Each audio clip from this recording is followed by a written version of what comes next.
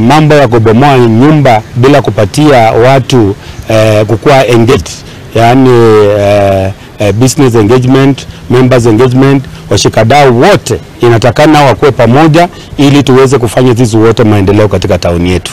Sisi hatukatai maendeleo. Kama buildings ambazo zimeangushwa zimepitishwa kupitia na serikali ya kaunti. Kwa hivyo wakati ambapo tena mnakuja kuangusha hizi nyumba, tunashangaa ya kwamba kwa nini mnaangusha nyumba ambazo nyinyi wenyewe mmepitisha hiyo building plan na sasa mnakuja kuiangusha. Kwa mijengo ambazo kwamba walikuwa wakifanya wakipata na riski, hiyo mijengo zimebomolewa zote. Tumeshangaa vile imebomolewa.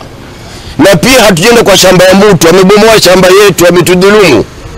Inabidi ya kwamba idadi ya street children itaenda kuongezeka kwa ajili ya zile biashara zimeathirika.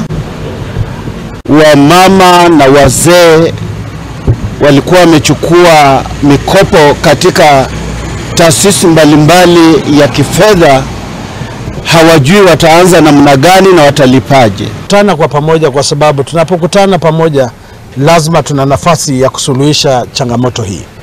Nimewaeleza kwamba mimi kama senator nimejitokeza kuhakikisha kwamba tunaleta viongozi wote wahusika ili tuwasikize watu hawa, wanabiashara hawa, watu wa Bungoma, na tuweze kuzungumza kwa sauti moja yale ambayo tunataka yatekelezwe na yatekelezwe kivipi, kwa sababu hakuna mtu anapinga maendeleo. Ukiangalia kama Kisumu